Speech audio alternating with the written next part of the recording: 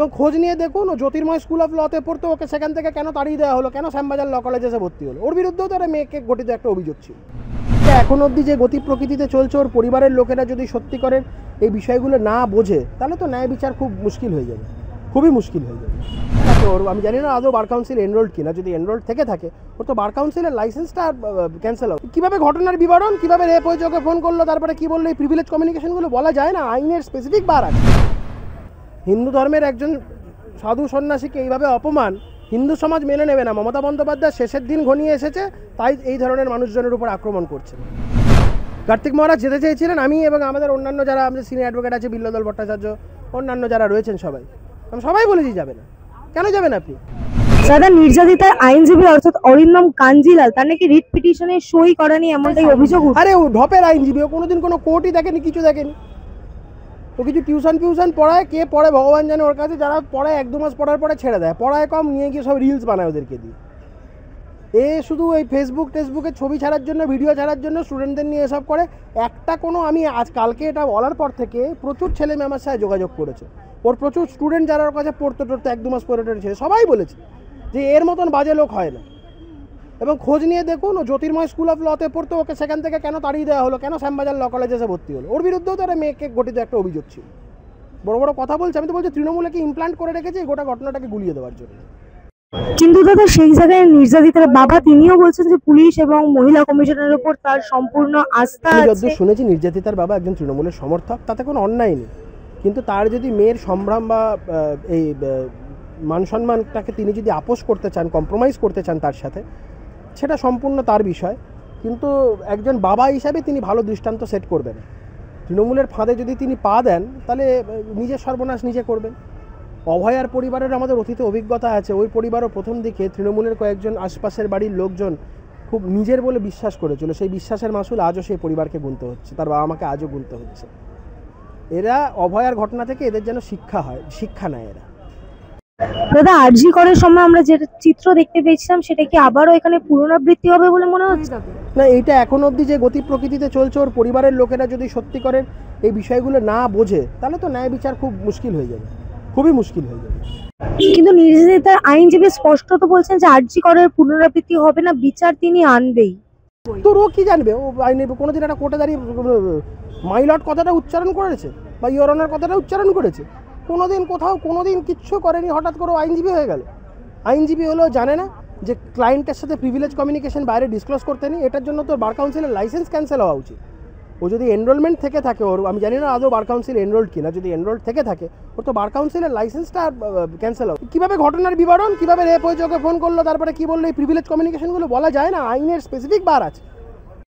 কিন্তু দাদা, কসবা কাণ্ডে যে মূল অ্যাকিউজড মনোজিৎ মিশ্র, সে কিন্তু একেবারেই অরিন্দম কাঞ্জিলালের ব্যাচমেট বলা যেতে পারে। সেটা হতে পারে, সেটা নিয়ে কোনো অসুবিধা নেই, কিন্তু ওর তো ভূয়সী প্রশংসা কয়েক জায়গায় করে বসে আছে।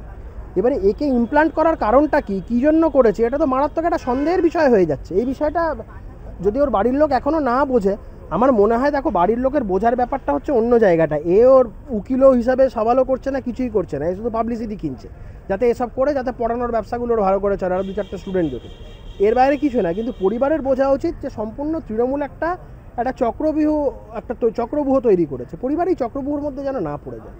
কিন্তু তিনি বারংবার বলছেন যে পুলিশের উপর তার সম্পূর্ণ আস্থা আছে, কিন্তু এই বিষয়ে পুলিশের ভূমিকার উপর একাধিক প্রশ্ন। এখন অবধি তৃণমূলের এই প্রশাসনের প্রতি, এই সরকারের প্রতি, এই পুলিশ প্রশাসনের উপর আস্থা দেখায়, তারা ঠিক একই ভুল করছেন যেই ভুলটা একটা সময় অভয়ার বাবা মা করেছিল, তৃণমূলের লোকজনকে বিশ্বাস করে।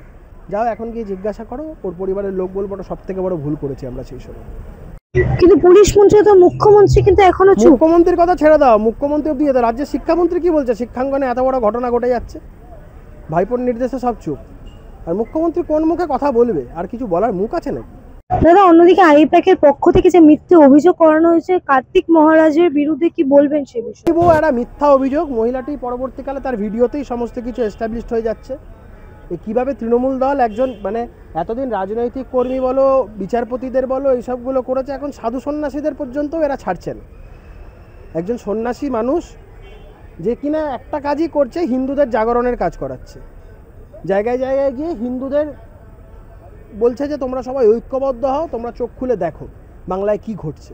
এই হিন্দু জাগরণের ফলে তো সরকার অস্বস্তিতে পড়ছেই অবশ্যই, তাই জন্য কার্তিক মহারাজের বিরুদ্ধে এই ধরনের কার্যকলাপ। ওটা একটা অভিযোগ। 12-13 বছর আগে এ হয়েছে সে হয়েছে, তুমি এতদিন কী করছিলে, ঘুমাচ্ছিলে? সম্পূর্ণ মিথ্যা এবং সম্পূর্ণ ফলস এবং ফেব্রিকেটেড কনকক্টেড একটা অভিযোগ। আমরা ইতিমধ্যেই হাইকোর্টের দ্বারস্থ হয়েছি এই এফআইআরটি বাতিলের আর্জি নিয়ে। আজকে অনারেবল জাস্টিস জয় সেনগুপ্তর ঘরে আমরা লিভ নিয়েছিলাম, লিভ গ্রান্ট হয়েছে, কালকে আগামীকাল শুনানি। দাদা একেবারেই অন্যদিকে আমরা বিভিন্ন চিত্র দেখতে পাচ্ছি, বিভিন্ন মহিলারা হাতে প্ল্যাকার্ড নিয়ে ফাঁসি চাইয়ে দাবিতে একেবারে রাস্তায় আন্দোলন করছেন, কি বলবেন সে বিষয়ে? না, ওগুলো হচ্ছে ওই তৃণমূলের এই পিঠে খাওয়ানো বাহিনী। ওই সন্দেশখালিতে এরকম পিঠে খাওয়ানোর কেস ছিল না, ওই যারা করছে ওগুলো সব তৃণমূলের পিঠে খাওয়ানো বাহিনী। তো ওদের যা বলবে তাই করবে, তৃণমূল করে ওদের সংসার চলে। এখন তৃণমূল করার জন্য সংসার চলে, ওদের যা বলবে তাই করবে। কার্তিক মহারাজকে নাকি ওখানে জুতোর মালা পরাইবে, অত সহজ? পশ্চিমবঙ্গের 70% হিন্দু জনগণ তারা কার্তিক মহারাজের পাশে আছে।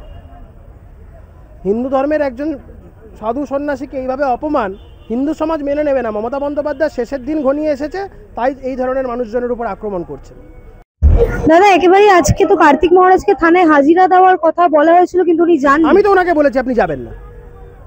কার্তিক মহারাজ যেতে চেয়েছিলেন, আমি এবং আমাদের অন্যান্য যারা আমাদের সিনিয়র অ্যাডভোকেট আছে, বিল্লদল ভট্টাচার্য, অন্যান্য যারা রয়েছেন আমি সবাই বলেছি যাবে না।